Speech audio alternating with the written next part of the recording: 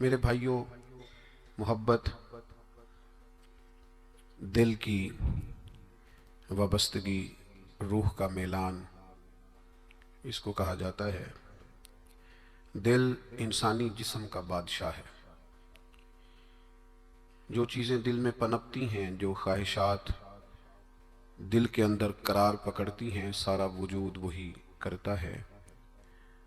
انسان کا پورا نظام اسی دل کی فرما برداری کرتا ہے۔ لیکن ہوتا یہ ہے کہ نہ چاہتے ہوئے بھی، سمجھ بوجھ رکھتے ہوئے بھی، چیزوں کے مضر اثرات سے آگاہی رکھتے ہوئے بھی بعض اوقات دل ایسی چیزوں کی طرف میلان کرتا ہے جو بڑی نقصان دہ ہوتی ہے۔ انسان کے وجود کا بھی، اس کی روح کا بھی، اس کے باطن کا بھی وہ چیزیں بہت زیادہ نقصان کرتی ہیں۔ لیکن انسان ان سے بعض اوقات نجات نہیں حاصل کر پاتا۔ مثلا سب کو پتہ ہوتا ہے کہ ہرس، لالچ، ہوس ایک وہ اچھی چیز نہیں۔ اللہ تعالیٰ اگر ضروریات کا رزق عطا کر دے اور ضروریات پوری ہونے لگ جائیں تو بہت اچھا ہے، لیکن نہ چاہتے ہوئے بھی بعض لوگ مال کی ہرس میں، ہوس میں، لالچ میں مبتلا ہو جاتے ہیں۔ یہ محبت دن بدن بڑھتی چلی جاتی ہے۔ وہ خود اپنے آپ سے کئی دفعہ سوال کرتے ہیں کہ یا دل تو نے تو ایک دفعہ یہ کہا تھا کہ بس میری ضروریات پوری ہونے لگ جائیں، 2 وقت کی روٹی چلنے لگ جائے، بچوں کے اخراجات نکلنے لگ جائیں، سر چھپانے کو ایک مکان مل جائے تو کافی ہے، اب تو کدھر نکل گیا؟ بہت سارا اس سے بڑھ کر اللہ نے فضل کر دیا، خواہش سے بڑھ کر عطا کر دیا، لیکن کہیں ٹھہراؤ نہیں ہو پا رہا، دل روک نہیں رہا۔ روز مال کی محبت، مال کا لالچ بڑھتا چلا جاتا ہے۔ یہ اس قدر زیادہ نقصان کرتا ہے کہ نبی کریم صلی اللہ تعالی علیہ وسلم نے ارشاد فرمایا کہ دنیا کی محبت ہر گناہ کی جڑ ہے۔ یعنی لوگ سمجھتے ہیں کہ معمولی بات ہے کہ میرے دل میں مال کی محبت بیٹھ گئی ہے، لیکن یہ بڑا گہرا مرض ہے۔ بعض لوگ کہتے ہیں نا کہ یہ مرض آ جائے تو اس کی وجہ سے 70 مرض اور بھی لگ جاتے ہیں۔ تو یہ دنیا کی محبت وہ مرض ہے، مال کی محبت وہ بیماری ہے کہ جس کی وجہ سے سینکڑوں امراض پیدا ہوتے ہیں، حلال حرام کی تمیز اٹھ جاتی ہے، رشتوں کا تقدس پامال ہو جاتا ہے، بہن بھائیوں کے رشتوں میں دراڑ آ جاتی ہے۔ لوگ اس مال کی محبت میں مبتلا ہو کر خونی رشتوں تک کو بھول جاتے ہیں۔ تو اگر محبت کو صحیح رستہ نہ ملا، یہ محبت الہی اور محبت رسول صلی اللہ تعالی علیہ وسلم کے خوبصورت عنوانات کی عادی نہ ہوئی، تو پھر یاد رکھیے گا کہ مال کی محبت تو پورے طور پر اجاڑ دے گی، اندر کو تباہ کر دے گی۔ ایک دوسری محبت بڑا نقصان کرتی ہے، وہ ہے شہرت کی محبت۔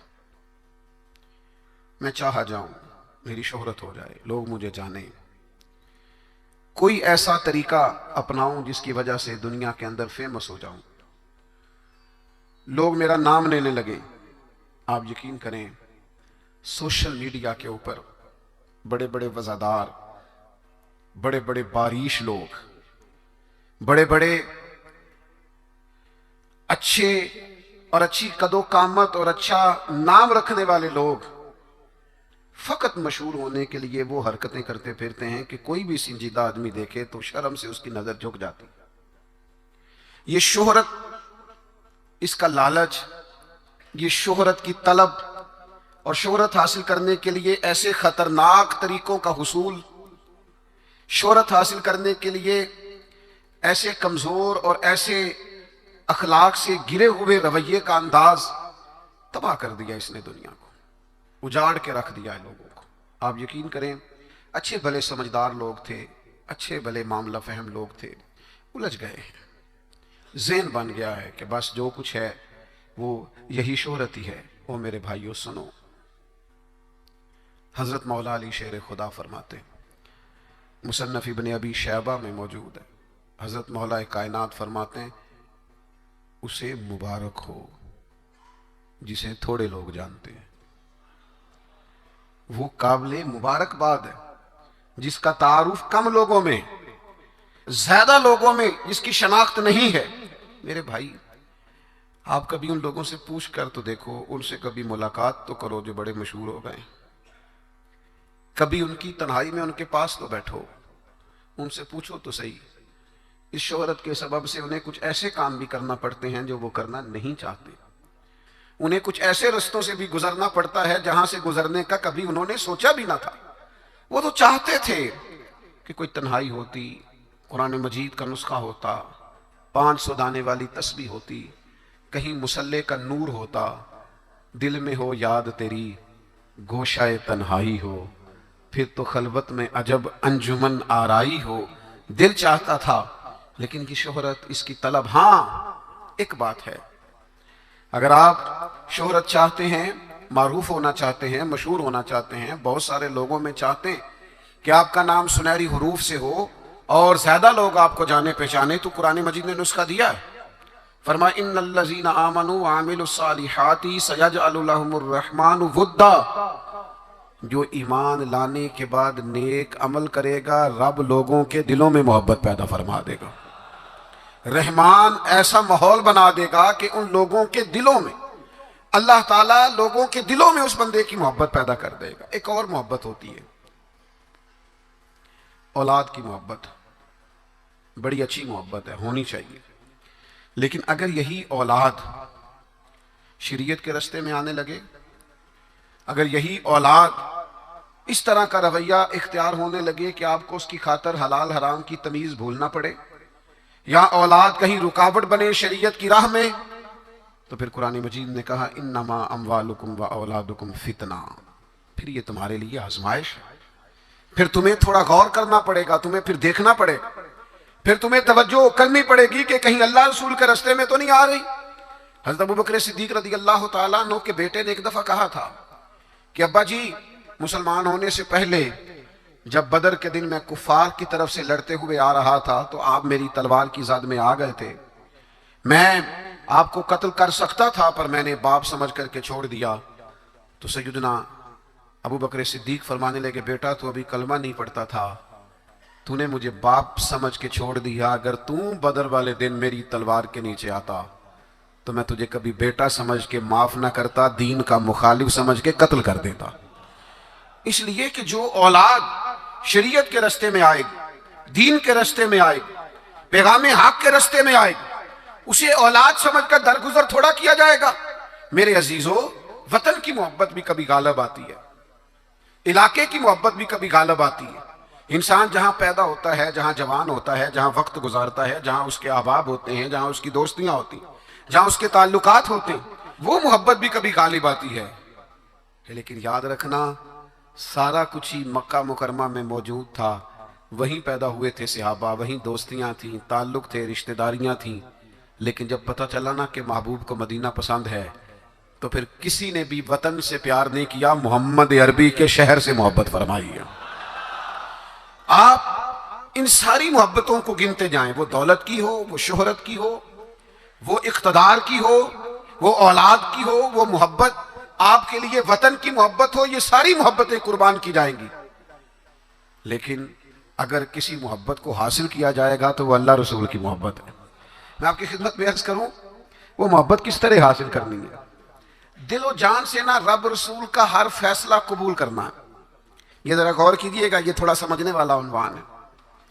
آپ اپنی قلب سے، روح سے، دل سے پوچھیں کہ مجھے پیار ہے نبی پاک سے۔ داتا صاحب نے ایک مقام پہ لکھا ہے جس سے محبت ہو اس پر غصہ نہیں آتا، جس سے محبت ہو اس کی طرف سفر کریں تو رستہ مشکل نہیں لگتا، جس سے محبت ہو وہ کوئی حکم دے تو وہ حکم پورا کرنے میں انسان کوئی رکاوٹ محسوس نہیں کرتا۔ یہ جو محبت ہوتی ہے نا، محبت یہ رستے آسان کر دیتی ہے، حکم ماننا آسان کر دیتی ہے۔ محبوب کچھ بھی کہہ دے، کسی وقت بھی کہہ دے، کسی رنگ میں بھی کہہ دے، کسی حال میں بھی کہہ دے۔ تو محبت ایک ایسی چیز ہے جو انسان کو اتنا خوبصورت بنا دیتی ہے کہ کمال ہو جاتا ہے۔ جب ایک انصاری نے نا نبی کریم علیہ السلام کا فیصلہ پورے طور پر نہیں نہ مانا، حضور نے ایک فیصلہ کیا، ایک انصاری تھے تو انہوں نے وہ فیصلہ پورے طور پر تسلیم نہیں کیا، اللہ تعالیٰ نے نا قرآن مجید میں ایک انوکھا انداز اختیار کیا، اور اس انداز کی قرآن مجید میں یہ واحد آیت ہے۔ اللہ کریم نے ارشاد فرمایا فلا وربک، محبوب مجھے تیرے رب کی قسم۔ اللہ کرے آپ کو سمجھ آئی ہو، قرآن مجید کی لذت آئی ہو۔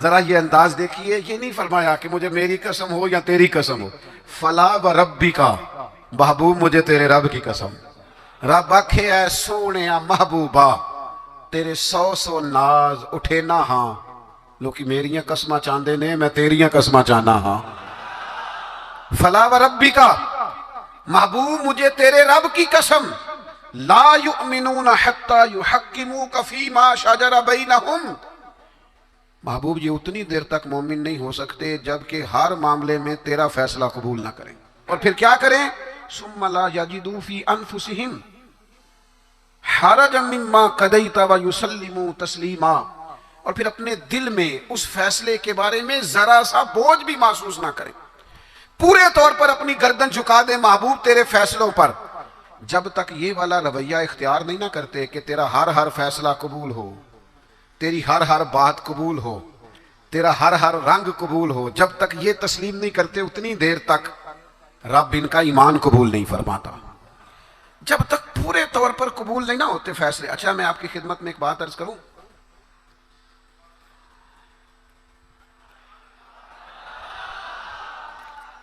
مسلمان دل و جان سے چاہتے ہیں کہ ہم نبی پاک کی غلامی کریں، مسلمانوں کی روح چاہتی ہے کہ ہم ہر وقت اپنے نبی کی بات مانیں۔ میں نے ایسے لوگوں کو دیکھا ہے جو بظاہر دین سے بڑے دور نظر آتے، جن کے بارے میں لوگوں کا خیال ہے کہ شاید بڑے گناہگار ہیں، نوجوان ہیں، دنیا دار ہیں، کچھ ایسے محکموں سے وابستہ ہیں، جن کے بارے میں بعض اوقات بعض لوگ خیال کرتے ہیں کہ شاید یہ بالکل دین سے دور ہے، لیکن میں نے ہر قسم کے لوگوں میں وقت گزارا ہے، نوجوانوں کے ساتھ سفر کیے ہیں، ان کے بیچ بیٹھ کر ٹائم گزارا ہے۔ میں آپ کو سچ کہتا ہوں، تجربے کے بعد کہتا ہوں، سمجھ بوجھ کے کہتا ہوں، کلین شیو والے نوجوانوں کی آنکھوں میں حضور کی محبت کے لیے آئے ہوئے آنسو دیکھ کے کہتا ہوں، چڑھتی جوانیاں جو مدینے کے لیے تڑپتی ہیں، ان جوانیوں کے دامن سے پھوٹنے والی ضیائیں دیکھ کر کہتا ہوں، چاہتے ہیں مسلمان حضور کی غلامی کریں، صرف مسئلہ پتہ کتنا ہے، بارش کا پہلا قطرہ نہیں بنتے، قدم نہیں اٹھاتے، فیصلہ نہیں کرتے، اپنے اندر وہ جو ولولہ ہے، وہ جو شوق ہے، اس کو نہ عملی جامہ نہیں پہناتے۔ آپ کے اندر تڑپ ہے، بس آپ شروع کریں، چھوڑیں آپ کسی سے پوچھنا کیوں ہے، بس شروع کر دیں درود و سلام پڑھنا، چھوڑیں ماحول کو کیا دیکھنا ہے۔ اگر آپ کو پتہ چل گیا ہے کہ محبوب کو داڑھی والا چہرہ پسند ہے تو پھر کسی کو پسند ہو نہ ہو، رنگے چمن پسند نہ پھولوں کی بو پسند، ہم کو ہے وہ پسند جسے آئے تو پسند، پھر فیصلہ کریں، پھر توجہ کریں۔ نبی پاک علیہ الصلوۃ والسلام کبھی اشارتاً بھی کوئی بات کرتے نا۔ اچھا میں بہت سارے صوفیاء کو جب پڑھتا ہوں نا، اور بالخصوص عاشقوں کی داستانیں پڑھتا ہوں، تو جو رنگ عاشقوں نے پیش کیا ہے نا، وہ کسی اور کے بس کی بات ہی نہیں۔ کہ جو عشاق ہوتے ہیں نا، عشاق، ان کے نا ذرا انداز ہی تھوڑے نرالے ہوتے ہیں، الٹی ہی چال چلتے ہیں دیوان گانے عشق، یہ آنکھوں کو بند کرتے ہیں پر دیدار کے لیے، الٹی ہی چال چلتے ہیں دیوان گانے عشق، آنکھوں کو بند کرتے ہیں پر کس کے لیے؟ دیدار کے لیے۔ باقی ایک پنجابی شاعر نے بھی کہا ہے، میرا کوئی ضروری نہیں آپ سارے شعراء سے اتفاق ہی کریں، لیکن اس نے کہا ہے عقل اتنی بری چیز نہیں، پر اس نے کہا ہے عشق دے چلے ہی نمبر لے گئے۔ میں نے نہیں کہا، کسی کی بات سنا رہا ہوں، وہ کہتا ہے عشق دے چلے ہی نمبر لے گئے، عقل منداں تے ایویں ہی، عقل منداں تے ایویں ہی عمرہ گالیاں، عشق دے چلے ہی وہ نمبر لے گئے۔ اور اقبال بھی کہتے ہیں، بے خطر کود پڑا آتش نمرود میں عشق، اتنی بڑی آگ، اوپر سے پرندہ بھی گرے تو جل جائے، لیکن جناب ابراہیم نے 1 منٹ نہیں لگایا سوچنے پر، بے خطر کود پڑا آتش نمرود میں عشق، عقل تھی محو تماشائے لبے بام ابھی، اور پختہ ہوتی ہے اگر مصلحت اندیش و عقل، عشق ہو مصلحت اندیش تو ہے خام ابھی۔ سوچ سمجھ کے چلے نا، عقل تو پختہ ہوتی ہے، پکی ہوتی ہے، تو عشق سوچ سمجھ کے چلے تو ابھی کچا ہے، عشق سوچ سمجھ کے فیصلہ کرے تو ابھی پلپلا ہے، ابھی رستے میں ہے۔ عقل آخدی چوگے نو سام کے رکھ، اپنا آپ سمیٹنا چاہیے تے عشق آخدہ چگے دا کی کرنا ہے، چگا بال کے سیکنا چاہیے. یہ جو لوگ ہوتے ہیں نا محبت والے، ان کے نرالے انداز ہوتے ہیں. حضرت جناب سیدنا عبداللہ ابن رواحہ رضی اللہ تعالیٰ عنہ جمعہ پڑھنے آئے مسجد نبوی میں. حضور نے کسی صحابی سے فرمایا بیٹھ جاؤ.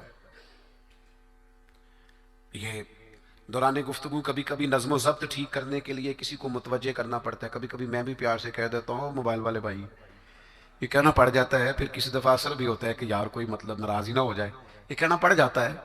تو اب وہ میں تو اس لیے کہتا ہوں کہ موبائل والے بھائی کہوں گا تو کوئی ناراض نہیں ہوگا، اس لیے کہ سارے موبائل والے بھائی کے اس میں ناراضگی والی یہ کسے باشد ہے، سارے موبائل والے بھائی ہیں، کوئی انشاءاللہ بگڑے گا.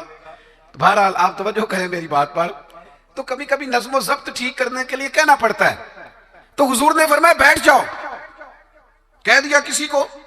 حضرت عبداللہ بن رواحہ رضی اللہ تعالیٰ عنہ مسجد نبوی شریف کے دروازے پہ تھے. ان کے کانوں میں آواز گئی، وہیں بیٹھ گئے. نبی پاک صلی اللہ تعالیٰ علیہ وآلہ وسلم نے نماز کے بعد فرمایا عبداللہ وہیں بیٹھ گئے، حضور آپ نے کہا نہیں تھا. تو جو نبی پاک علیہ السلام نے اس پر تبصرہ کیا ہے نا، اسے ابن حجر اسقلانی نے لکھا ہے. حضور نے کسی سے کہا بیٹھ جاؤ، حضور نے کسی سے کہا بیٹھ جاؤ، پر محبت رسول کا عالم دیکھو. حضرت عبداللہ ابن رواحہ دروازے پر بیٹھ گئے، چونکہ حضور نے نام نہیں نہ لیا، وہ وہیں بیٹھ گئے. تو حضور علیہ السلام نے کیا تبصرہ کیا؟ اللہ کے محبوب فرمانے لگے اللہ تعالیٰ تمہاری اللہ رسول کی فرما برداری کی ہرس میں اللہ اور اضافہ کر دے. یہ جو تمہارے اندر ہرس ہے نا کہ میں نے رب رسول کی فرما برداری کرنی ہے، عبداللہ میری دعا ہے اللہ اس ہرس میں اضافہ کر دے. ہرس بڑے ہیں، انسان بڑی چیزوں کا حریص ہے، پر حضور فرما رہے ہیں میرے صحابہ رب رسول کی فرما برداری کے حریص ہیں. یہ حرص کرتے ہیں کہ زیادہ سے زیادہ غلامی ہو، زیادہ سے زیادہ فرما برداری کریں، زیادہ سے زیادہ محبوب کے نقش قدم چلیں. میرے دوستو اسی طرح ایک صحابی اور تھے. حضور نے فرمایا بیٹھ جا، تو مسجد کے باہر ہی بیٹھ گئے. ان کا نام تھا آس. تو حضور نے فرمایا کہاں تھے بھائی، نماز میں نظر نہیں آئے. یا رسول اللہ وہ آپ نے فرمایا نہیں تھا بیٹھ جاؤ. اچھا حضور نے کسی اور سے کہا، پر سانو قید سجن دا گہنا ہے. حضور نے کسی اور سے کہا، وہ دروازے کے باہر بیٹھ گئے. تو نبی کریم صلی اللہ تعالیٰ علیہ وسلم نے فرمایا آس کہاں تھے؟ حضور میں دروازے کے باہر بیٹھ گیا. تو حضور مسکرائے فرمایا تم آس نہیں ہو، تم تو مطیع ہو، تم تو فرما بردار ہو. آج سے تمہارا نام مطیع ہے، فرما برداری کرنے والا ہے. تم ایسے فرما بردار ہو کہ میں کسی اور کو اشارہ کروں. تم اتنے محبت کرنے والے ہو، تم سمجھتے ہو میرے محبوب کی بات ہے نا تو مجھے بھی آگے بڑھ کے قبول کرنی چاہیے. میرے عزیزو میں نے کہا ہم چاہتے ہیں حضور کی محبت کے مطابق عمل کریں، لوٹ آئیں، لیکن ہم نا بارش کا پہلا قطرہ نہیں بنتے، فیصلہ نہیں کرتے. آگے بڑھوں. ہمارے ضمیر جاگ گئے ہیں، پتہ ہمیں چل گیا ہے کہ حال نہ جمہوریت، نہ ڈکٹیٹرشپ، نہ صدارتی نظام، نہ فلانا نظام. پتہ ہمیں چل گیا ہے کہ جینے کی طرف دیکھ نہ مرنے کی طرف دیکھ، جب چوٹ لگے دل پر تو مدینے کی طرف دیکھ. پتہ ہمیں چل گیا ہے کہ نجات حضور کے قدموں میں ہے.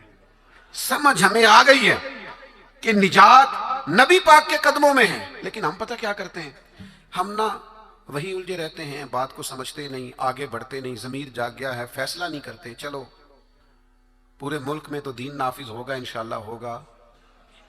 اپنے 6 فٹ کے قد پہ نہ نافذ کریں، اپنے گھر پہ نہ نافذ کریں، اپنے دفتر پہ نہ نافذ کریں، اپنے ادارے میں نہ نافذ کریں، اپنے یاروں میں نہ نافذ کریں. یہاں سے تو شروع کریں نا، یہاں سے تو آغاز کریں. آپ یقین کریں 5 دوست اگر آپ کہیں اکٹھے ہیں نا، 5 دوست، تو ایک دوست شروع کر دے جب بھی ملاقات ہو نبی کریم کی کوئی حدیث بیان کرے. ایک دوست کہنا شروع کر دے یار آؤ نہ نماز پڑھنے چلیں. ایک دیکھو میں نے 5 میں سے ایک کہا ہے. ایک کہنا شروع کر دے یار بس آپ جھوٹ نہیں بولنا یار، بس بڑا ہو گیا. ایک صرف ان میں سے پیغام دے کہ نہیں یار دھوکہ دہی نہیں کرنی. ایک ان میں سے کہے کہ یار تھوڑا سا نا وقت اب ماں باپ کے لیے بھی نکالنا ہے، اب گھر والوں کے لیے بھی تھوڑا وقت دینا. ایک میں ذمہ داری سے کہتا ہوں، وہ باقی 4 سامنے شاید مذاق اڑائیں، سامنے شاید کہیں بیٹھ جا تو اتنا نیک پتہ ہمیں تیرا، لیکن میں سچ کہتا ہوں وہ سامنے آپ پر تنقید کریں گے، لیکن دل ان کا گواہی دے گا یار کہہ تو ٹھیک ہی رہا ہے. یہ دین کے اندر، یہ نبی پاک کی محبت کے پیغام کے اندر اللہ نے نا جاذبیت بڑی رکھی ہے، اس میں کشش بڑی رکھی ہے، اسلام کے اندر لچک بڑی رکھی ہے. اسلام کی فطرت میں قدرت نے لچک دی ہے، اتنا ہی یہ ابھرے گا جتنا کہ دبا دو گے. اس کے اندر سے ہمیشہ ضیاء پھوٹتی ہے، روشنی نکلتی ہے. آپ حضور کا پیغام دے دیں، مزاج بنائیں، کہہ دیں، آپ یقین کریں بڑا لطف آئے گا، بڑا مزہ آئے گا. اس کے اندر بڑا کرم ہوتا ہوا آپ کو دکھائی دے گا. آپ محسوس کریں گے کہ میرے کہہ دینے سے انقلاب آ گیا، بہتری آ گئی. آپ اس پیغام، اور یہ سب کے لیے بنائیں آپ، یہ کسی کے حق میں بھی کوئی بھی سامنے ہو، آپ کا نعرہ ہمیشہ محبت رسول کا ہونا چاہیے. وہ دوستوں کی محفل ہو، گھر میں ہو، دفتر میں ہو. بات ایک صحابی تھے حضرت برا بن مالک، نوجوان تھے. اچھا، جس طرح سیر کرنے کا مزہ جوانی میں ہے نا، کپڑے پہننے کا لطف جوانی میں ہے، سفر کرنے کا ذائقہ جوانی میں ہے. چلو مجھے کہہ لینے دو، کھانے پینے کا لطف بھی جوانی میں ہے. جس طرح دوستوں کے ساتھ آنے جانے، بیٹھنے، گپ شپ کرنے کا لطف جوانی میں ہے. او میرے بھائیوں، حضور سے عشق کرنے کا مزہ بھی جوانی میں ہے. یہ کبھی جوانی میں لگ جائے نا، عشق لگا سی کھیڈا کھیڑ دینوں.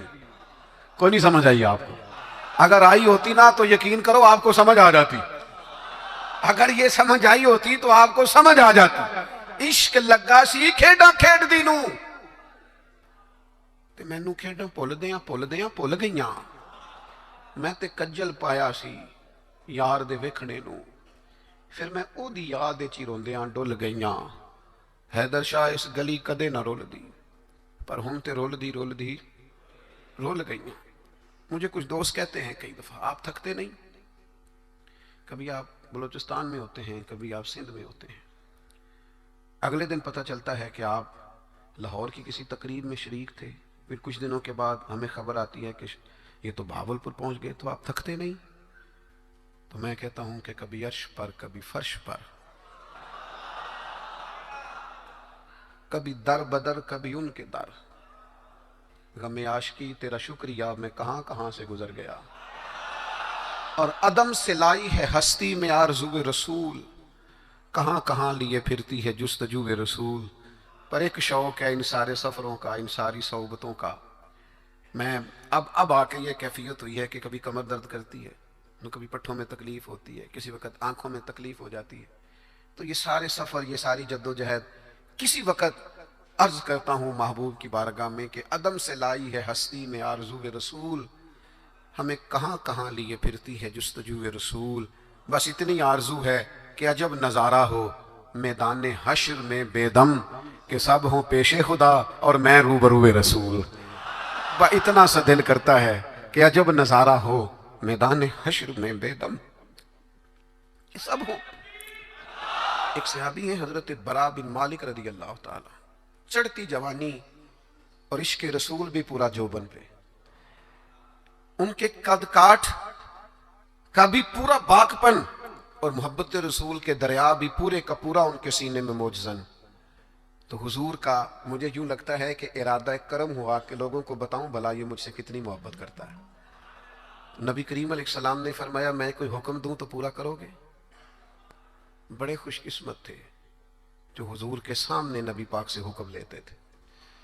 فرمایا برا میں کوئی حکم دوں تو پورا کرو گے؟ عرض کی حضور حکم کریں تو صحیح. تو محبوب نے مسکرا کے فرمایا جاؤ اپنے باپ کی گردن کاٹ کے لاؤ. تلوار تھامی اور دوڑ پڑے، بھاگے. کریم محبوب فرمانے لگے جاؤ اسے پکڑ لو ورنہ یہ سچ مچ باپ کی گردن لے آئے گا. ان کو صحابہ پکڑ کے لائے تو محبوب فرمانے لگے وہ تو ایک بات گویا آزمانے کو کی تھی، میں کوئی رشتے توڑنے تو نہیں آیا دنیا میں تو رشتے جوڑنے آیا. ان کی محبت رسول کا یہ لیول تھا کہ آپ حکم کریں تو میں باپ کی گردن لانے کو تیار ہوں. گویا میں ہر رشتے، ہر ناطے کی قربانی پیش کرنے کو تیار ہوں. یا رسول اللہ مجھے صرف آپ چاہیے. ان کی محبت کا یہ لیول تھا. اور اس لیول پر انہیں اجر کیا ملا؟ جب وہ بیمار ہوئے تو محبوب تیمارداری کے لیے گئے. میں نے سنا ہے وہ بن سنور کر میری عیادت کو آ رہے ہیں. میں سوچتا ہوں کہ کیا بنے گا، وہ آ رہے ہیں، میں جا رہا ہوں۔ حضور تیمارداری کے لیے تشریف لائے۔ اللہ کے حبیب صلی اللہ تعالی علیہ وسلم نے ان کی حالت دیکھی تو ایک دعا فرمائی۔ محبوب فرمانے لگے اے اللہ، دیکھیں اس دعا کا حسن دیکھیں، فرمایا اے اللہ جب برا بن مالک سے تیری ملاقات ہونا تو اس سے مسکرا کے ملنا جو تیری شان کے لائق ہے۔ اے اللہ تو اس سے مسکرا کے ملنا اور یہ تجھ سے مسکرا کے ملے۔ اور سنو میرے بھائیوں، اس حدیث پاک کا نتیجہ سنو۔ اس کا نتیجہ علماء فرماتے ہیں یہ نکلتا ہے کہ جو مصطفیٰ کریم سے رج کے محبت کرے گا، کھل کے محبت کرے گا، ہر رشتے سے بڑھ کر حضور سے محبت کرے گا، اس کے اجر کے لیے حضور نے دعا فرمائی ہے جب قیامت میں اللہ کے حضور حاضر ہوگا تو رب اس سے مسکرا کے ملاقات کرے گا جو اس کی شان کے لائق، اور بندہ بھی رب سے مسکرا کے ملے گا۔ میرے عزیز یاد رکھیے گا کہ اپنی زندگی کے اندر حضور کی محبت ہمیشہ اپنا لیں۔ اچھا بعض اوقات نا نبی پاک علیہ السلام کی محبت کے لیے مشکل فیصلے بھی کرنے پڑیں گے، کٹھن رستوں سے بھی گزرنا پڑے گا۔ آپ کو سارا قبیلہ منع کرے گا، ساری برادری روکے گی، مجھے کہہ لینے دو، خاندان میں والدین بھی منع کریں گے۔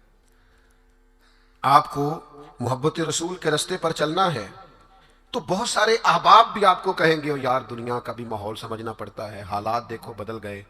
معاذ اللہ کچھ لوگ یہ بھی کہتے ہیں وہ زمانہ اور تھا، یہ زمانہ اور ہے۔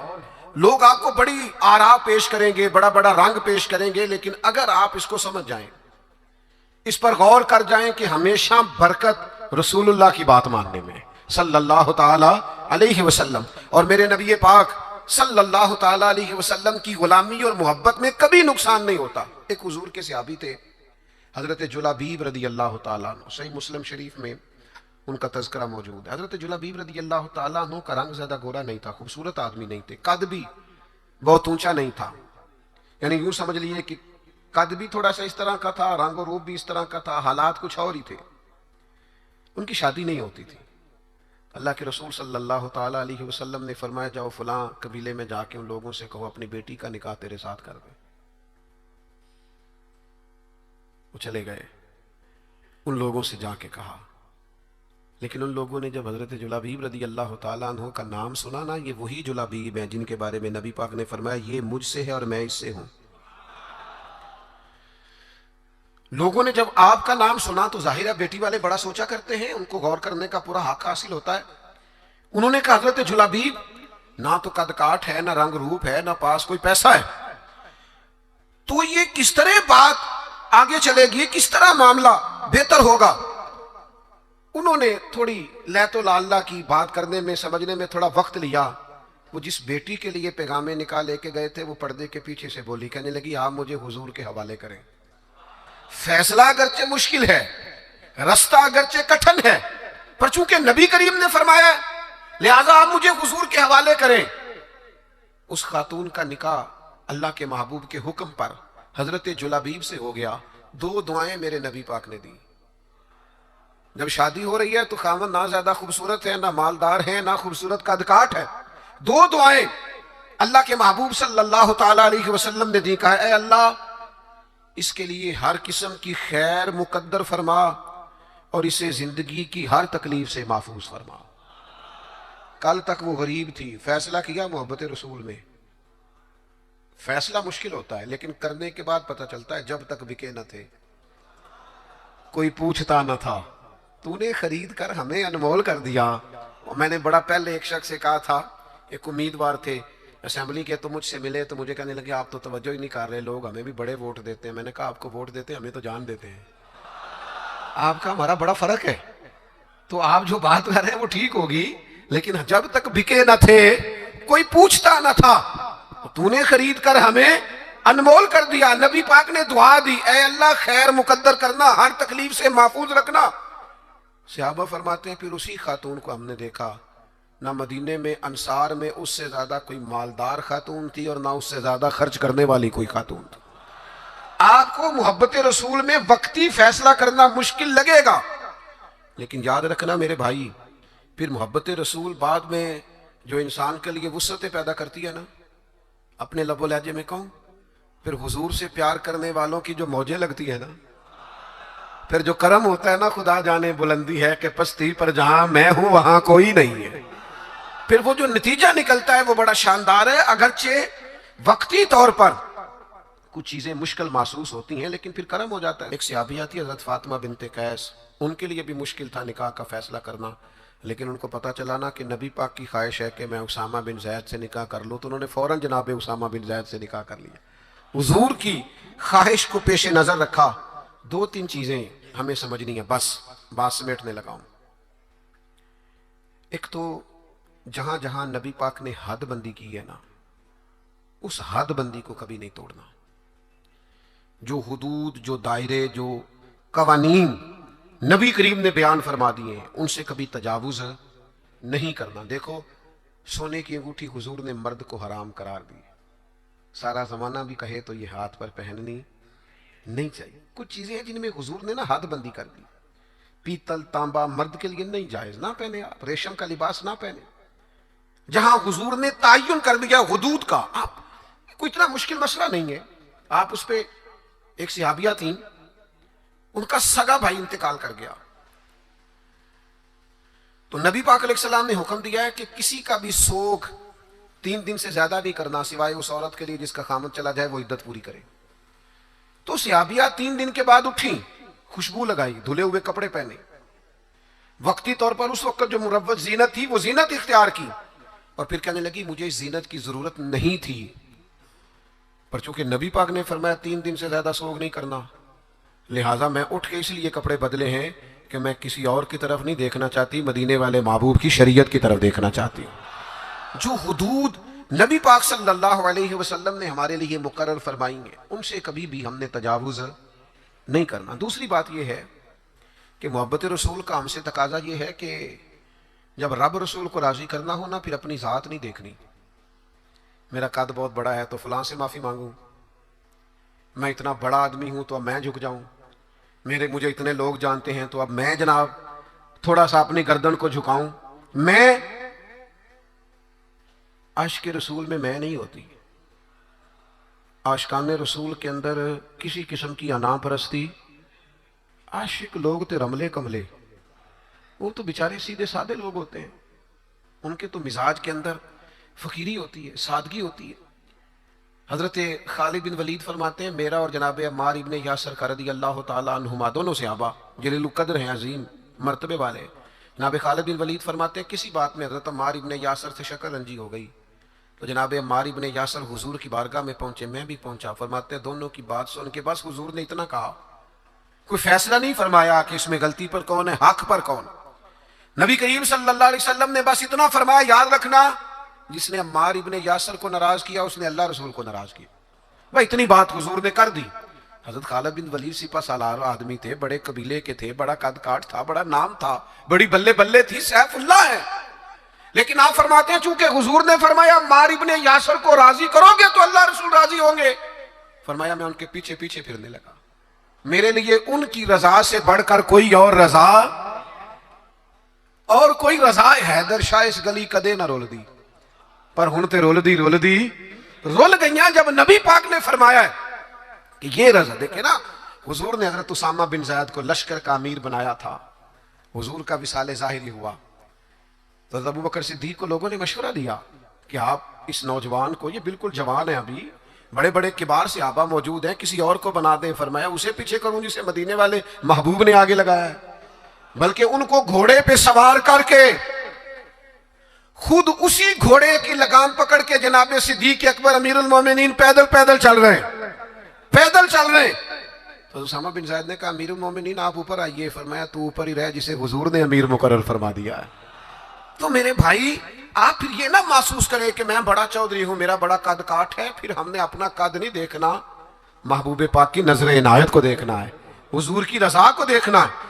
یاد رکھیے گا ایک تیسری بات، ایک حدود کو نہیں توڑنا، ایک حضور کی رضا حاصل کرنے کے لیے اپنی انا نہیں سامنے آنے دینی، ایک تیسری بات اور، طرز زندگی سادہ اختیار کرنا ہے اگر حضور سے پیار کرنا ہے تو، بڑی ضروری بات ہے، بڑی ضروری۔ آپ سادہ غذا کھائیں، سادہ نشست، سادہ لباس، سادہ انداز گفتگو، لوگوں سے بلا تکلف ملاقات، آپ کے لب و لہجے میں کسی قسم کی تصنع نہ ہو، بناوٹ نہ ہو، تکلف نہ ہو۔ آپ اگر حضور کے غلام ہیں، نبی پاک سے محبت کرتے ہیں، تو پھر آپ کوئی کسی قسم کا اپنے لیے پروٹوکول نہ چاہیں۔ صحابی آئے تھے نا، عرض کی یا رسول اللہ میں آپ سے بڑا پیار کرتا ہوں۔ کیسا خوش بخت ہے، حضور کے سامنے اظہار محبت کر رہا ہے، میں بڑا پیار کرتا ہوں۔ تو حضور نے فرمایا سوچ کر کہو کیا کہہ رہے ہو۔ حضور بڑا پیار کرتا ہوں، فرمایا سوچ لے، حضور بڑا پیار کرتا ہوں۔ تیسری دفعہ محبوب نے فرمایا سوچ لے، حضور مجھے بڑا عشق ہے آپ سے۔ اللہ کے رسول نے فرمایا پھر تیاری کر لے، فقر تیری طرف دوڑ کے آئے گا، پھر تیری طرف غریبی آئے گی۔ جو مجھ سے پیار کرتا ہے اس کی طرف فقر آتا ہے۔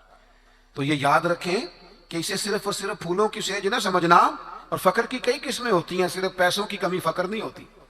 آپ کا طرز زندگی سادہ ہونا چاہیے، انداز فقیرانہ ہونا چاہیے، اٹھنا بیٹھنا سادہ ہونا چاہیے، کیونکہ یہ سادگی میرے نبی کی پسند ہے۔ ایک روایت مجھے یاد آ رہی ہے، میرا دل کرتا ہے آپ کو سنا دوں۔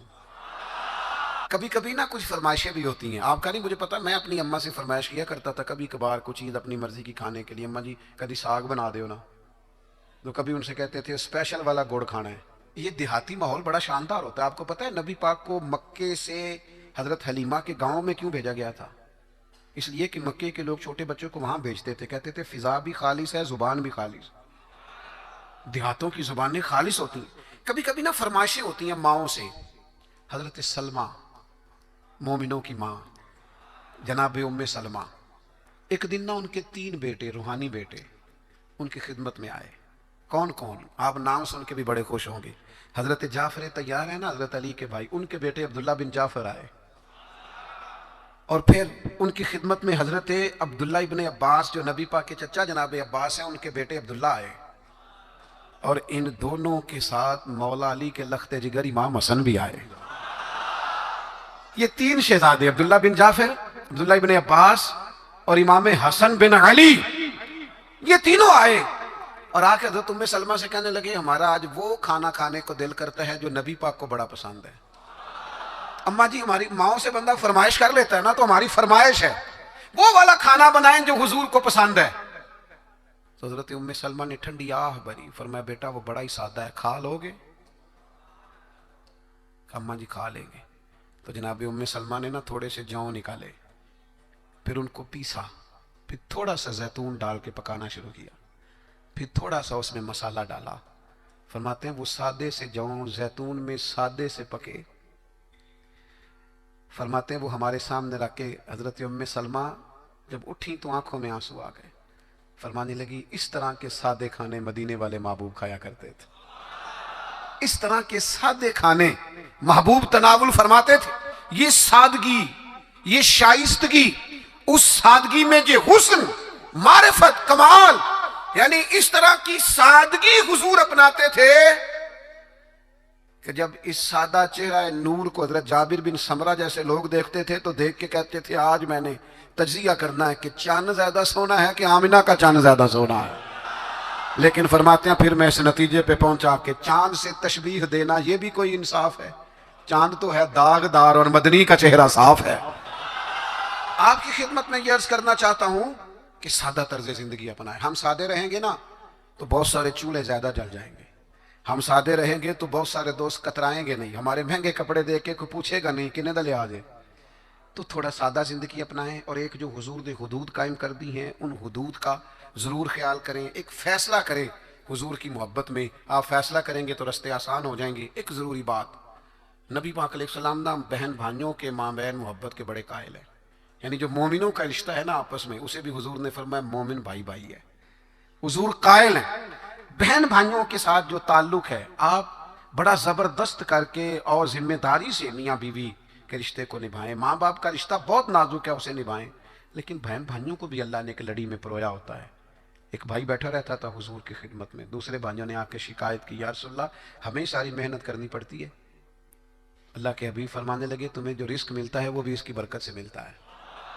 تو بہن بھائیوں کے معاملے میں تھوڑا اپنے آپ کو، جب حضرت شیمہ جناب حلیمہ سعدیہ کی بیٹی آئی ہیں تو نبی کریم نے فرمایا میری بہن آئی ہے، حالانکہ وہ رضائی بہن تھی، اور اس بہن نے جب سفارش کی کہ یا رسول اللہ صلی اللہ علیہ وسلم میرے سارے قبیلے کو چھوڑ دیں، اگرچہ اس قبیلے کو بڑی مشکل سے فتح کیا گیا تھا، حضور نے کسی سے مشورہ ہی نہیں کیا، فرمایا بہن نے کہا ہے لہذا سارے ہی آزاد ہیں۔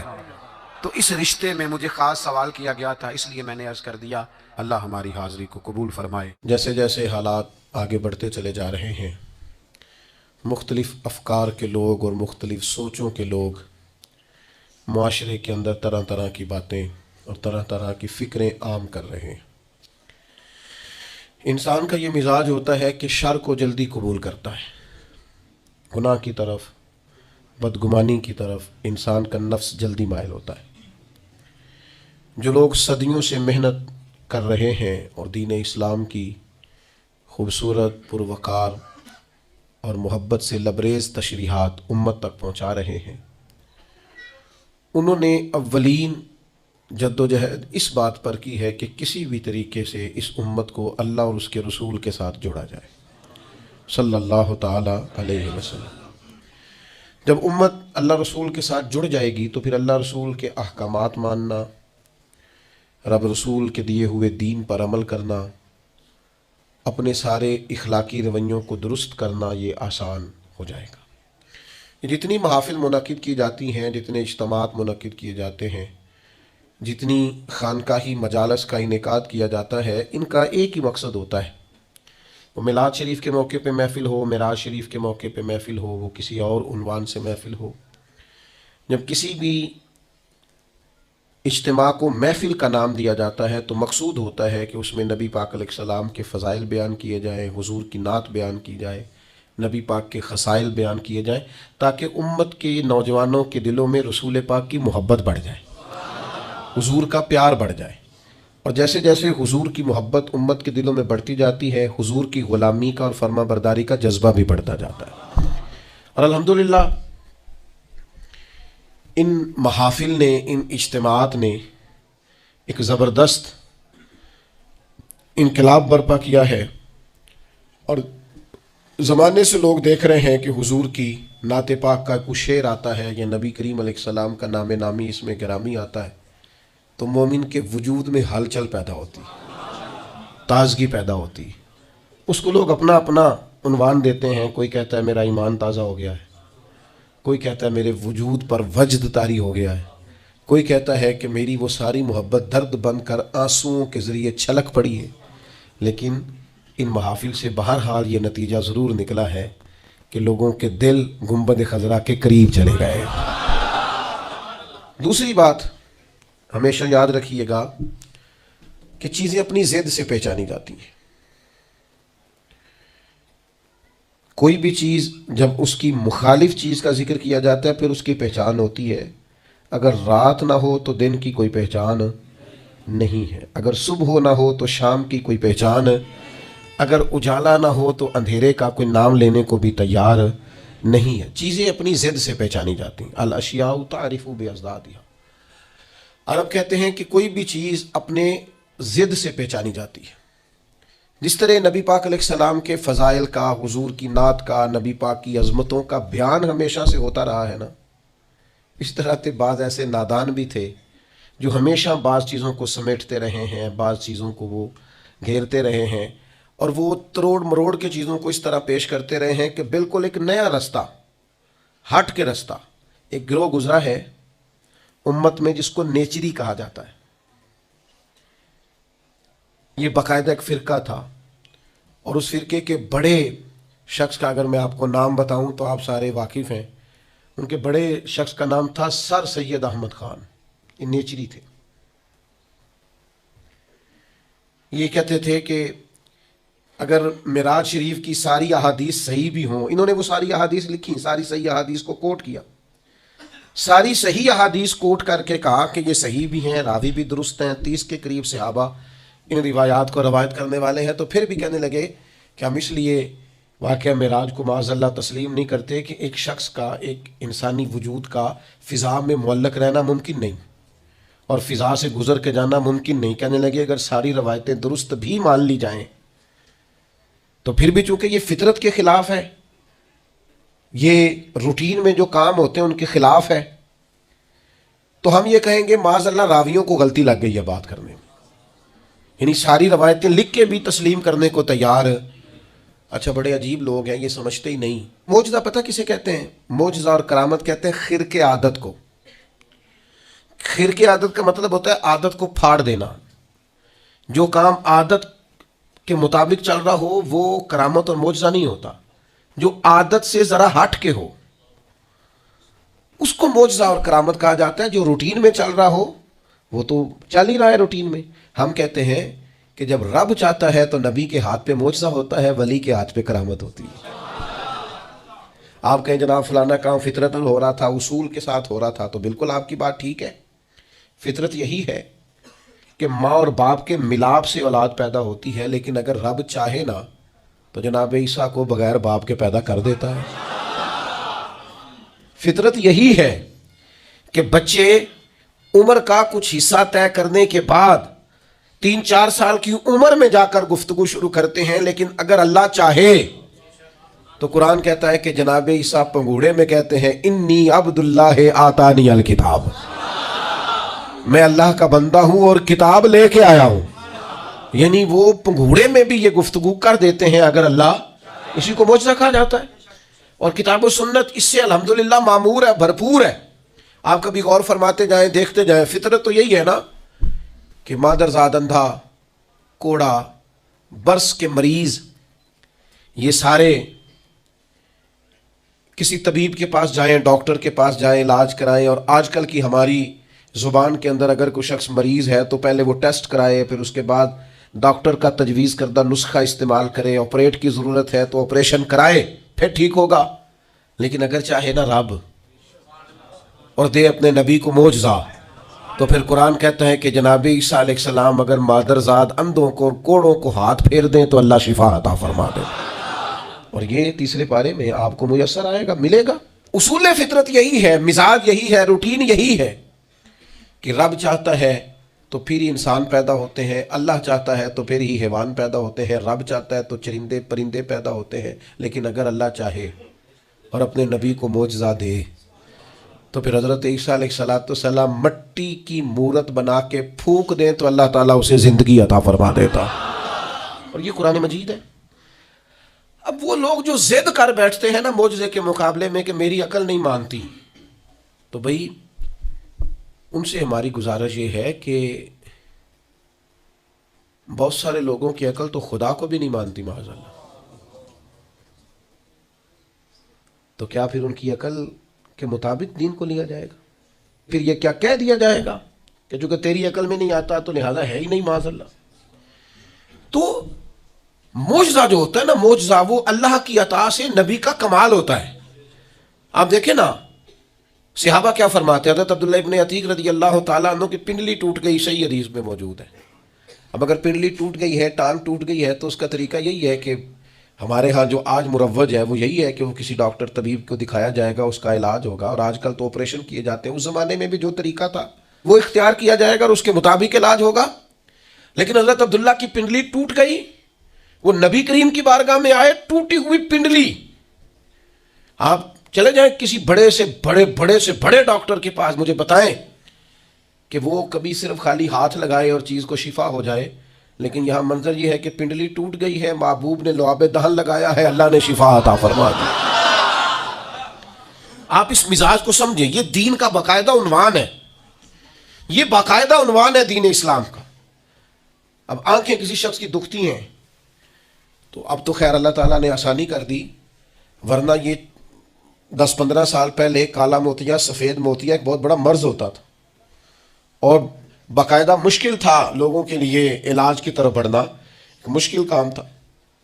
اور آنکھوں کی بینائی آج بھی آپ دیکھ لیں، پیدائشی طور پر بچے بیچارے بعض آنکھوں کی نظر کی کمزوری کا شکار ہیں، اتنی موٹے شیشوں کی اینکیں ان کو لگی ہوئی ہیں اور بڑی مشکل سے وہ دیکھ پاتے ہیں. لیکن فتح خیبر کے موقع پر حضرت مولا علی شیر خدا کو آشوب چشم ہے، اور جب حضور نے فرمایا علی کو بلائیں تو کہا یا رسول اللہ آنکھیں دکھتی ہیں، تو فرمایا بلاؤ تو صحیح نا. تو بلایا ہے تو مولا کائنات فرماتے ہیں نبی کریم نے لعاب دہن لگایا ہے، اتنا اچھا تو پہلے نظر نہیں آتا تھا جتنا اب نظر آنا شروع ہو گیا. یہ کیا ہے؟ یہ نبی پاک کا. آپ کو سمجھ آ گئی مسئلے کی؟ سب سے پہلے میں نے یہ عرض کیا کہ ان محافل کا فائدہ یہ ہے کہ امت کو حضور کے قریب کیا جائے. دوسری بات یہ کہ ایک ہے فطرت سے کام چلنا اور ایک ہے نبی کا معجزہ ہونا. یعنی صحابی نے حضور سے کہا یا رسول اللہ جنگ کے موقع پر میری تلوار ٹوٹ گئی, تو نبی پاک نے چھڑی اتار کے نا ایک ٹہنی توڑ کے ایک درخت سے دی. تو وہ صحابی فرماتے ہیں جب محبوب نے توڑی تو وہ ٹہنی تھی میری طرف آ رہی تھی, ٹہنی تھی, اور جیسے ہی محبوب نے مجھے تھما دی اسے اللہ نے تلوار بنا دیا. یہ کیا ہے؟ یہ نبی کا. ایک تیسری بات سنیں, اسلام کا نظام دو طریقوں سے چلتا ہے. ایک اسلام کا نظام چلتا ہے اسباب کے ساتھ, آگ جلاتی ہے, دریا ڈبوتا ہے, انسان پر تلواریں اور زخم لگ جائیں تو اسے تکلیف ہوتی ہے. یہ اسباب کا رستہ ہے کہ آگ نے جلانا ہے. اور ایک ہے روحانی رستہ. آگ جلاتی تو ہے لیکن اگر مدد اللہ کی شامل ہو تو پھر حضرت ابراہیم کو نہیں جلاتی. یا نارکونی بردم و سلام علی ابراہیم, پھر وہ جناب ابراہیم کو جلاتی. اصول تو یہی ہے کہ دریا میں جو جائے تیرنا نہ آتا ہو تو ڈوب جاتا ہے, لیکن اگر اللہ چاہے نا حضرت موسیٰ اپنے گھوڑے دریا میں ڈال دے تو وَإِذْ فَرَقْنَا بِكُمُ الْبَحْرَ فَأَنْجَيْنَاكُمْ وَأَغْرَقْنَا آلَ فِرْعَوْنَ, تو اللہ کہتا ہے میں نے دریا پھاڑ کے موسیٰ کے لیے رستہ بنا دیا. ایسا جس دریا سے حضرت موسیٰ بچ کے نکل گئے اسی دریا میں فرعون اور فرعون والے غرق ہو گئے. یہ کیا ہے؟ یہ روحانی زندگی. ایک ہے اسباب کہ آپ پانی میں گھوڑا پھینکیں کہ آپ ڈوب جائیں گے. ایک ہے روحانی زندگی. یہ میں قرآن مجید پڑھ رہا ہوں, میں نے کوئی حدیث بھی نہیں سنائی, بزرگ کا قول تو دور رہا. قرآن فرماتا ہے کہ ہم نے فرعون اور فرعون والوں کو اسی دریا میں غرق کیا جس دریا میں ہم نے حضرت موسیٰ کے لیے رستے بنا دیے تھے اور دریا پھاڑ کے رستے بنا دیے تھے. تو رب کریم نے ایک روحانی زندگی بھی مومن کی رکھی ہے. روحانی زندگی ذرا غور کیجئے کہ بھلا میں کیا کہنے لگا. صرف 50 سیکنڈ کے لیے آپ نے سوچنا ہے. زندگی میں ہمیں بہت ساری ایسی چیزیں ملی ہیں جو ہماری محنت کا نتیجہ نہیں. ہمیں بہت سارا ایسا کچھ ملا ہے جس کے ہم قابل تھے نہیں پر رب نے عطا کر دیا ہے. تو سمجھ لو آپ, یہ جو آپ کو ملا ہے نا, تھے نہیں قابل پر ملا ہے. کچھ تو محنت کی ہے, کوشش کی ہے, تو اس کے سبب سے ہو گیا. جو بغیر محنت کے جد و جہد کے ملا ہے نا, یہ وہ روحانی رستہ ہے جس کے بارے میں اللہ کا قرآن کہتا ہے وَمَن يَتَّقِ اللَّهَ يَجْعَل لَّهُ مَخْرَجًا, جو اللہ سے ڈرے گا اللہ ہر مشکل سے نکلنے کے لیے اسے رستہ عطا کر دے گا. وَيَرْزُقْهُ مِنْ حَيْثُ لَا يَحْتَسِبُ, اور اسے وہاں سے رزق دے گا جہاں سے اس نے کبھی سوچا بھی نہیں ہوگا. ایک روحانی زندگی ہے انسان کی, وہ میرے ساتھ بھی ہے, آپ کے ساتھ بھی. کئی چیزیں ہمارے پاس ایسی ہیں کہ اگر ہماری قابلیت دیکھی جائے تو وہ ہمارے پاس ہو سکتی. یعنی سے ثبوت نہ پوچھو میں تو نظر کرم قد ہوئی, اے میں جانا یا دل بھر جانے, اے پھر غیر نہ جانے. کچھ چیزیں ایسی ہیں جو خالص مختصر سی میری کہانی ہے, جو بھی ہے ان کی مہربانی ہے, وہ ہماری محنت کا نتیجہ. یہ روحانی زندگی ہے. روحانی زندگی کو سمجھو. ایک روحانی نظام ہے اللہ کا, اس نے بنایا ہے. صحابہ فرماتے ہیں جنگ بدر کا موقع تھا, اللہ کے فرشتے آئے ہوئے تھے. قرآن کہتا ہے فرشتے آئے ہوئے تھے. تو حال یہ تھا کہ صحابہ فرماتے ہیں ہم کسی کی گردن کافر کی کاٹنے لگتے تھے, اس کی گردن ہم سے پہلے کاٹ کے گر جاتی تھی.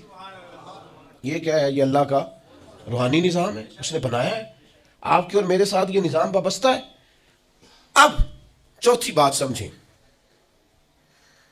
چوتھی بات سمجھیں. جو جتنا بڑا ہوتا ہے نا,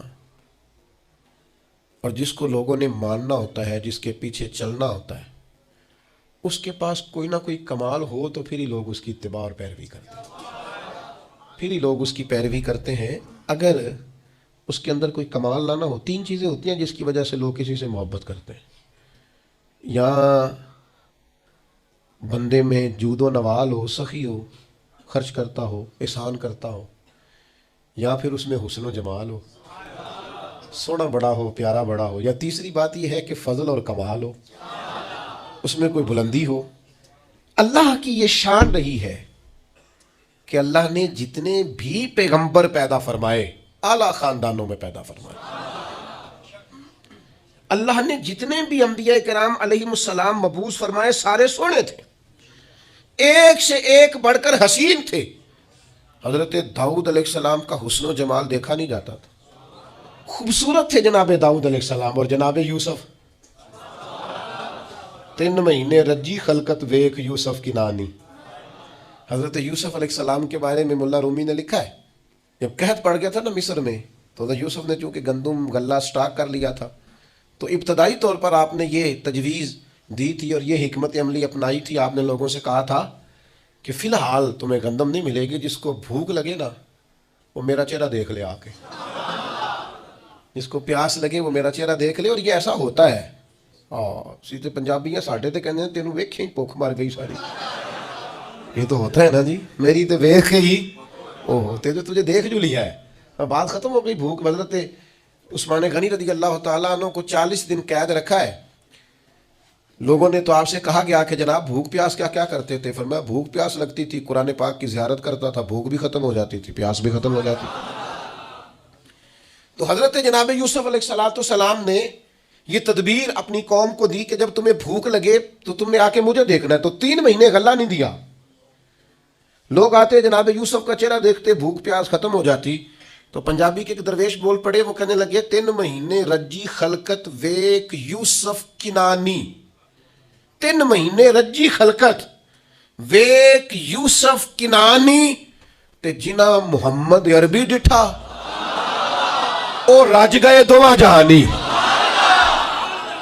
جنا محمد عربی ڈٹھا او رج گئے دوواں جہانی. تو اللہ تعالیٰ نے حسن و جمال عطا کیا تھا. پھر نبیوں کے پاس فضل اور کمال ہوتا ہے. میں نے آپ کو کمالات سنائے نا حضرت عیسیٰ علیہ السلام. مادرزاد اندھے کوڑے برس کے مریض آتے, آپ ہاتھ پھیرتے شفا ہو جاتی. آپ مٹی کی مورت بنا کے پھونکتے, اللہ تعالیٰ اس میں جان پیدا کر دیتا. حضرت داؤد علیہ السلام لوہے کو ہاتھ لگاتے, اللہ نرم کر دیتا. حضرت آدم علیہ السلام 1000 پیشہ جانتے تھے, 1000 بولیاں بولتے تھے, اللہ نے کمال عطا فرمایا. ہر پیغمبر کو اللہ نے شان دی, عظمت دی. جناب ابراہیم کے کمالات کا کوئی انکار کر سکتا ہے؟ ان کی شان جن کو بار بار قرآن مجید ان کے تذکرے کرے اور رب کہے واتخذ اللہ ابراہیم خلیلا, ان کی شانیں ان کی عظمتیں کیا بات ہے. بس میرے بھائی سمجھ لو, جب کسی کا فضل کمال لوگ دیکھتے ہیں تو پھر پیروی کرتے ہیں بلا مثال و بلا تشبیہ. اللہ نے نبیوں کو فضل و کمال, حسن و جمال, جود و نوال دے کے بھیجا تاکہ لوگ ان کا کمال دیکھیں, ان کی غلامی کریں. اور جب میرے اور آپ کے محبوب کی باری آئی تو اللہ نے سب سے بڑھ کر محبوب کو حسن و جمال عطا فرمایا, سب سے بڑھ کر جود و نوال عطا فرمایا. حضرت یوسف علیہ السلام کا حسن کہاں اور محبوب کا حسن کہاں؟ کیا خوبصورت انداز اختیار کیا. کہنے لگے حسن یوسف پہ کٹی مصر میں انگشت زنا. حضرت یوسف کا حسن دیکھ کر مصر میں عورتوں نے ہاتھ کٹا لیے, لیکن حسن دیکھ کر حسن یوسف پہ کٹی مصر میں انگشت زنا اور سر کٹاتے ہیں تیرے نام پر. ان کا پورا حسن دیکھا ہے, ان کو دیکھا نہیں. تو اجے میرا یار نہیں ڈیٹھا, تیرے نام پر حسن یوسف پہ کٹی مصر میں انگشت زنا اور سر کٹاتے ہیں تیرے نام پہ مردان عرب. وہاں بیویوں نے ہاتھ کاٹے تھے, یہاں عرب کے مرد, اور انہوں نے حسن دیکھ کے کاٹے تھے. یہاں میرا نام سن کے لوگ ہر کوئی فدا ہے, بن دیکھے تو دیدار کا عالم کیا ہوگا. مردان عرب بھائی حضور کا. اور پھر نبی پاک کا جو جود و نوال ہے عطا کرنا ہے. حضرت جابر ابن عبداللہ فرماتے ہیں ہر شے حضور سے سنی ہے, میرے پاس نہیں ہے یہ حضور سے سنا ہی نہیں, یہ تو سنا ہی نہیں نبی پاک سے.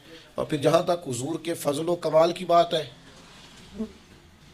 تو ہر نبی کو اللہ نے معجزہ دیا اور نبی پاک کو اللہ نے بنائے معجزہ. یا ایھا الناس قد جاءکم برہان من ربکم. حضور کا ایک ایک بال معجزہ ہے, آنکھ معجزہ ہے, کان معجزہ ہے, لبہائے مبارک معجزہ ہے, لعاب دہن معجزہ ہے, نبی پاک علیہ السلام کی زلف عنبری معجزہ, محبوب کی نظر مازاغ معجزہ, دست ید اللہ معجزہ, چہرہ وجہ اللہ معجزہ, نبی پاک صلی اللہ تعالیٰ علیہ وسلم کا سج دھج کے آنا اور میلاد ہونا یہ بھی معجزہ, اور سج دھج کے عرش پہ جانا اور معراج ہو جانا یہ بھی معجزہ. اللہ نے دیے معجزے انبیاء کو, خدا نے میرا نبی معجزہ بن کے آیا. اللہ نے محبوب کو معجزے دیے اور اتنے بڑے بڑے معجزات دیے, اتنے بڑے بڑے. میں کیسے آپ کی خدمت میں یہ بات عرض کروں، اتنا عظیم معجزہ ہے نا واقعہ معراج.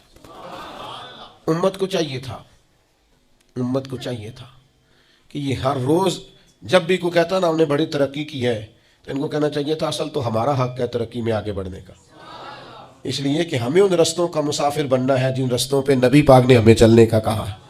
تو میرے عزیز بھائی، محبوب کو اللہ تبارک و تعالیٰ نے معراج عطا کی. اب وہ معراج میں بھی نا بندے بڑے پریشان ہیں. میں بات سمیٹنا چاہتا ہوں. اب زمانہ ہو گیا ایک گروپ پہ، میں نے جمعے میں کہا تھا کہ اب ہر سال نہیں ہم دلیلیں دینا چاہتے کہ حضور خواب میں گئے ہیں کہ حقیقت میں گئے ہیں. یہاں عجیب منظر ہے، بعض لوگ نہ کہتے ہیں جی نبی کریم نے سارے معراج جتنے بھی محبوب کو یہ معراج ہوا ہے یہ خواب میں ہوا ہے.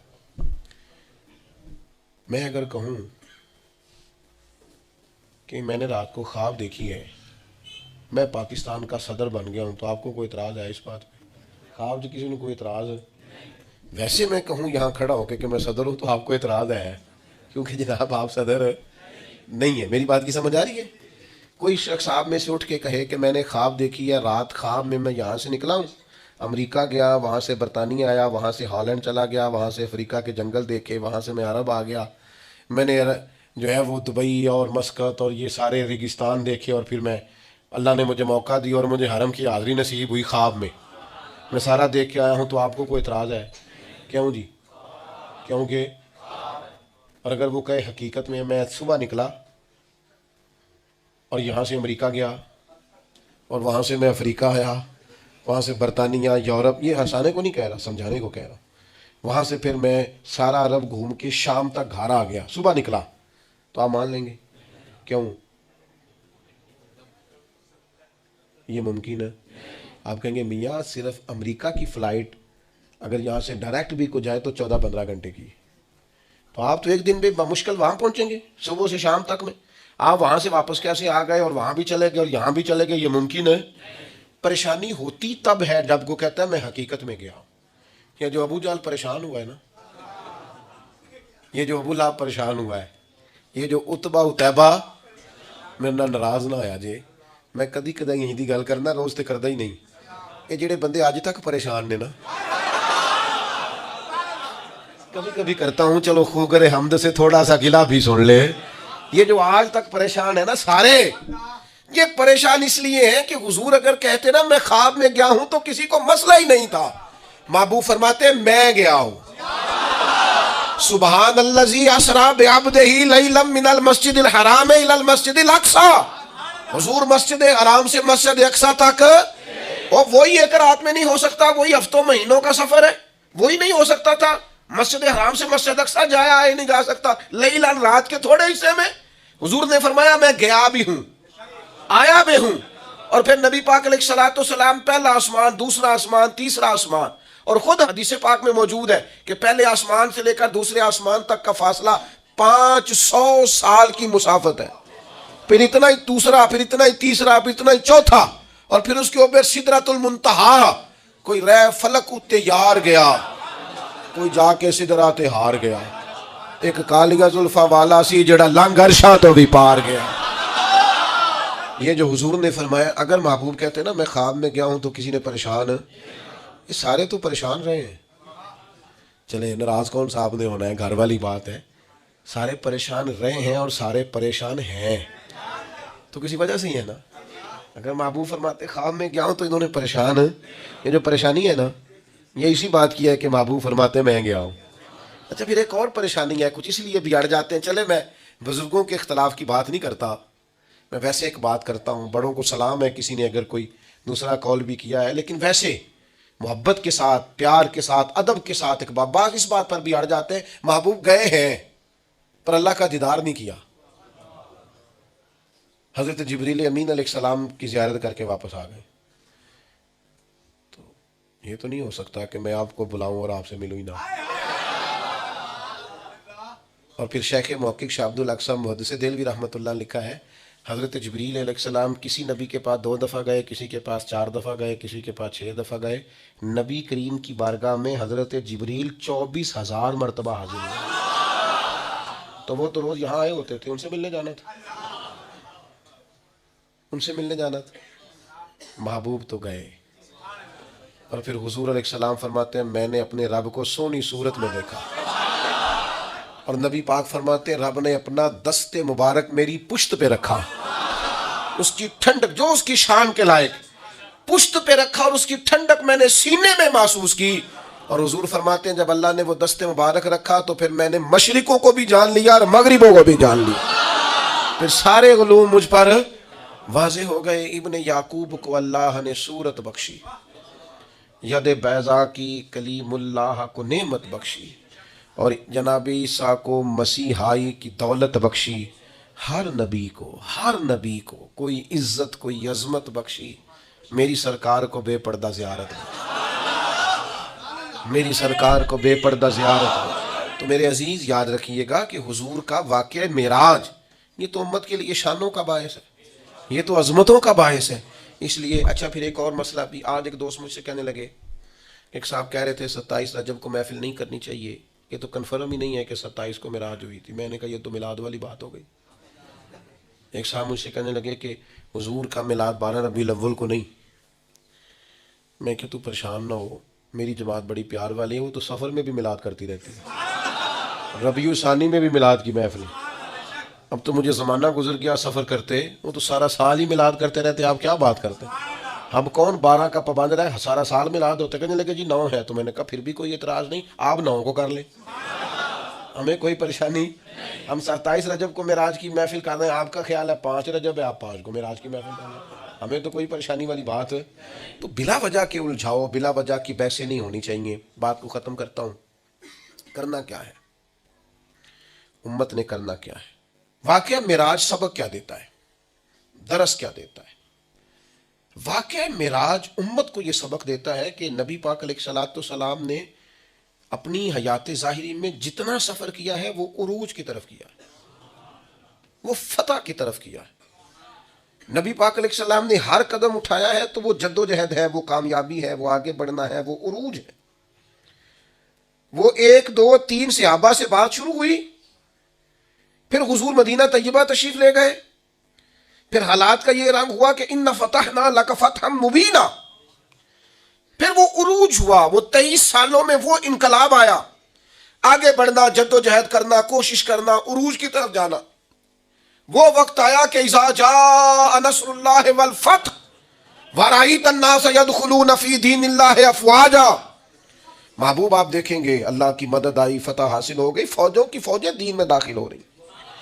उरूज है, कमाल है, तरक्की है, आगे बढ़ना, जद्दोजहद करनी। उम्मत आज बैठ के सोच रही है कि हमने कोई मेहनत ही नहीं करनी, हमने आगे नहीं बढ़ना, हमने किसी इजाद की तरफ तवज्जो नहीं देनी, हमने तरक्की का कोई रास्ता इख्तियार नहीं करना। ये एक इजाद करके हमें दी गई है ना मोबाइल, तो उसका मतलब ये है कि हम अपनी कमर टेढ़ी कर ले लेट लेट के मोबाइल देख देख के। हमें तो देखना चाहिए था कि टेक्नोलॉजी बढ़ रही है, इजादात बढ़ रही है, हमें आगे बढ़ना है, मुसलमानों को आगे जाना है, और किस तरह करके फरोग दीन के लिए इन सारी चीजों को इस्तेमाल करना है, और ज्यादा से ज्यादा तरक्की हासिल करके अपने दीन को फरोग देना है, आगे बढ़ना है, उम्मत का सर ऊंचा करना है। लेकिन उम्मत है कि वो बार बार पीछे हटती जा रही है, बार बार कमजोरी दिखाती जा रही है, बार बार हम है कि हमारे कदम लड़खड़ाते हैं, हम पीछे की तरफ आते हैं, हम आगे कदम ही नहीं उठाते।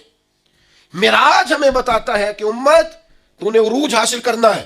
हुवल्लज़ी अरसला रसूलहू बिल खुदा व दीनिल हक़ लियुज़हिरहू अला दीन कुल्ले। हमने ये रसूल तुम्हें इसलिए अता किए हैं, ये शानों वाले रसूल तुम्हें इसलिए दिए हैं कि हम इस दीन को तमाम दीनों पर गालिब कर देंगे। इस्लाम की फितरत में कुदरत ने लचक दी है, उतना ही ये उभरेगा जितना के दबा दोगे। ये दीन गालिब होने के लिए। वाक़या मिराज क्या बताता है हमें, नबी पाक ने मस्जिद अक्सा में सारे नबियों की इमामत कराई है। जिस तरह नबी करीम नबियों के इमाम है, ये उम्मत उम्मतों की इमाम है। इसने इमामत करनी है, इमामत, तरक्की, उरूज, जद्दोजहद, आगे बढ़ना।